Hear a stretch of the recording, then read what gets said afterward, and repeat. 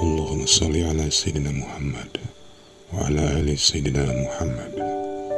Marilah kita simak bersama-sama ceramah dari Abah Guru Sekumpul Syekh Kiai Haji Muhammad Jaini bin Abdul Ghani Al-Banjari. Selamat menyimak, semoga bermanfaat. Jadi waktu membaca la ilaha illallah, tidak ada yang sempurna kecuali Tuhanku Allah. Kemudian Allah, Tuhanku sempurna. Kemudian sidin yang sempurna. Nah, lamun nang kaya itu, insya Allah hati kita itu sehari-sehari bertambah himung, bertambah senang, bertambah lapang, bertambah gembira. Dengan adanya hati senang, hati gembira, maka badan kita sehat. Dan orang melihat kita awet muda. Kenapa jasidin itu jalan sesar sehari, pina sesar pemanis rupa. Kenapa resepnya? Hajin meminum jamu Madura. Sebenarnya resepnya itu adalah hati lapang. Hati lapang itu karena ilmu ada di dalam hati. Di antaranya sudah yakin bahwa ada bisi Allah. Allah itu bersifat saraba sempurna. Ada kekurangan sesuatu. Dan yang bersifat sempurna ini milik bagi kita. Allahu Rabbi. Allah itu milik aku. Di samping itu apa-apa amalan yang diberi sudah oleh Abah dipakai. Di antaranya tarekat samaniyah. Diamalkan saban subuh lawan saban maghrib atau mbah asar. La ilaha illallah 166 kali. Allah 66 kali. Hu 77 kali. Abah ulangi, la ilaha illallah 166 kali. Allah 66 kali. Hu 77 kali. Kemudian membaca wasiat sidin 4 kali berturut-turut. Allahumma ufir li ummati Sayyidina Muhammad. Allahumma arham ummata Sayyidina Muhammad. Allahumma astur ummata Sayyidina Muhammad. Allahumma jbur ummata Sayyidina Muhammad. Jadi tarekat samaniyahnya itu tadi diamalkan pagi sore, doanya pun 4 berturut-turut, sekurangnya limbah sembahyang subuh aja. Kalau bisa sore pun dibaca juga. Pertama, orang mengamalkan 2 macam itu tadi, tarekat samaniyah dan wasiatnya. Pertama diberi ilmu ma'rifat. Yang kedua dimurahkan rezeki yang halal. Mana sugih, mana halal. Hapunlah sugih halal pulang. Nomor 3 ditulis jumlah wali kutub.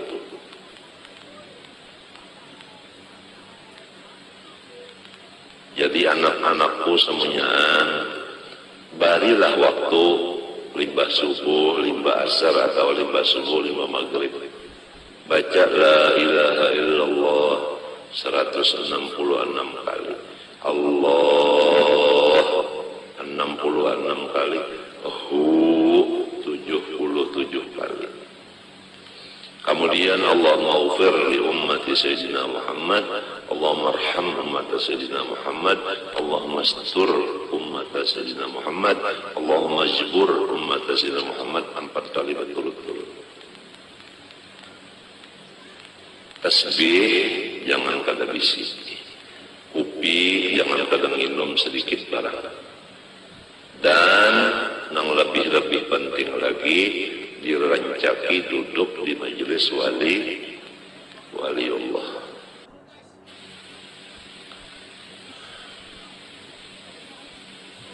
Nang jelas sudah Datuk Kalampayan itu wali, itu jelas. Kalau kita ziarah ke sana, duduknya aja berapa situ hitung, memecah intal. Belum lagi kita memandang akan kuburan situ. Belum lagi kita membaca Yasin. Belum lagi kita membaca tahlil. Belum lagi kita membaca wasiat beliau.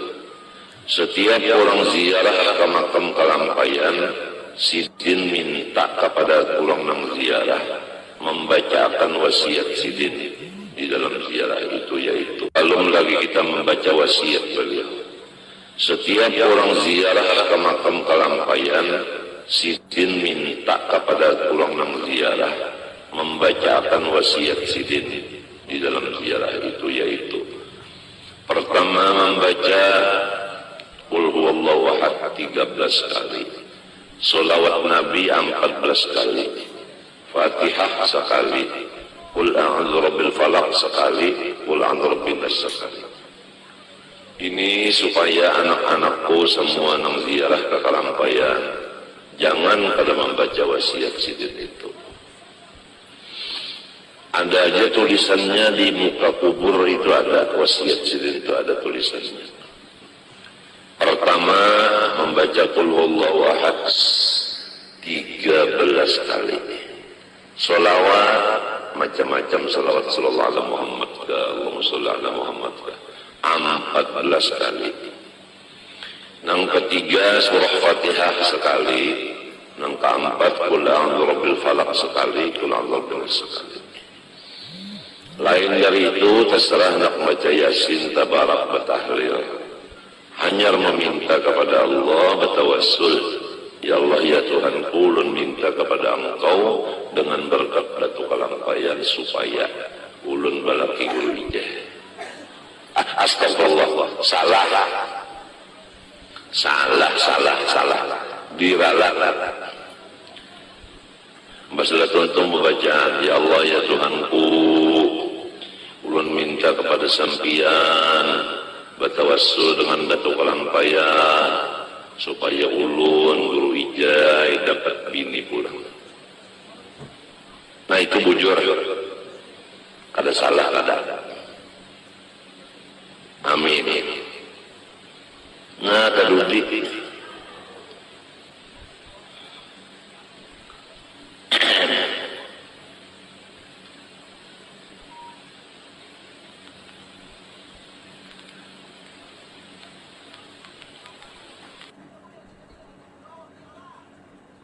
tasbih dari badannya,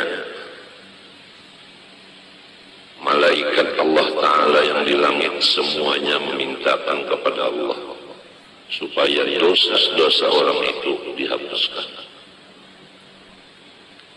Jadi kira-kira anak-anakku semua jangan ada nang kada bisi tasbih.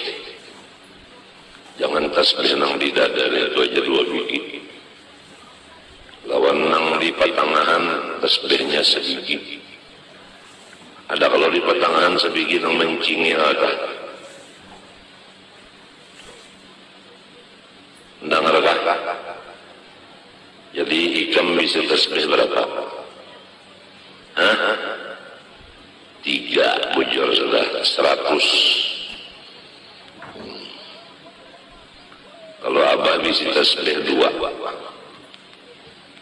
Nah, terbanyak ikam di sini. Marilah tasbih sama-sama kita praktek supaya menjelang. Andai kata tasbih itu nang 33 kah, nang 100 kah lawan kepalanya ada di badan kita, senantiasa malaikat mintakan ampun kepada Allah Subhanahu wa Ta'ala atas dosa-dosa kita. Walaupun kalau dikantek lawan tangan, asal ada di kantong.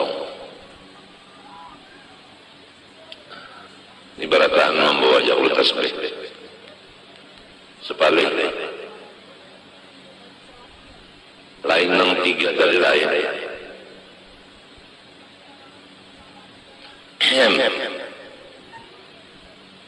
menukar tasbih buntungnya nang murah-murah aja, jangan nang larang-larang asal ada bisi.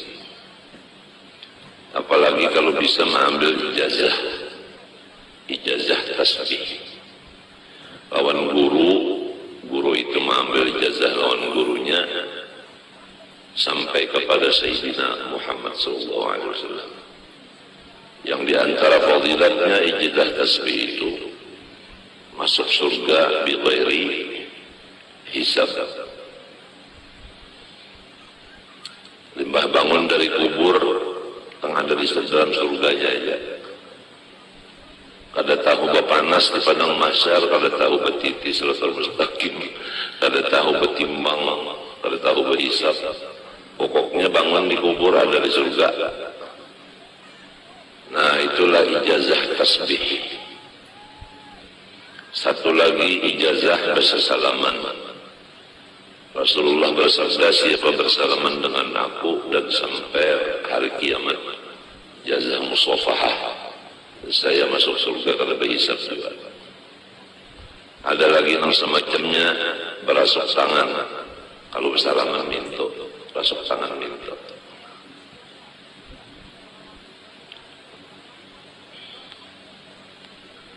Ada lagi itu libasul khilqah.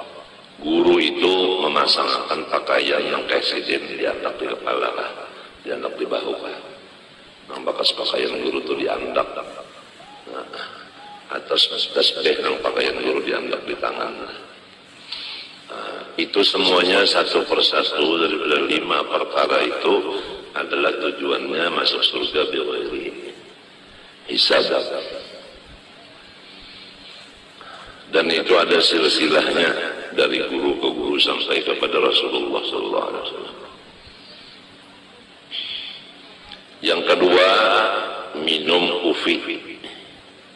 Selama rasa atau bau upi masih ada di rongga seseorang, maka malaikat semuanya mintakan kepada Allah supaya dosa orang itu diampuni oleh Allah Subhanahu wa Ta'ala.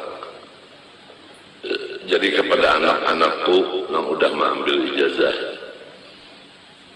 ijazah bersalaman dan tasbih, hendaklah jangan kada minum kopi sehari semalaman walau sedikit barang minum kopi. Nah, selama kopi itu masih ada di dalam rongga kita, baunya, bekasnya itu, malaikat mintakan ampun segala dosa kita. Yang ketiga terakhir, selama kita duduk di hadapan atau di majelis orang waliullah, selama duduk di situ, malaikat semuanya memohon kepada Allah, ampunilah dosa orang itu semuanya. Waliullah ini nang hidup lo nang mati sama,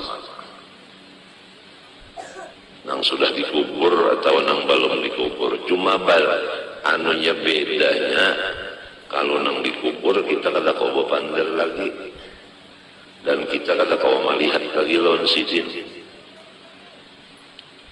dan kita kada kau lagi bersalaman lawan sidin. Sidin sudah dalam kubur, ya Allah.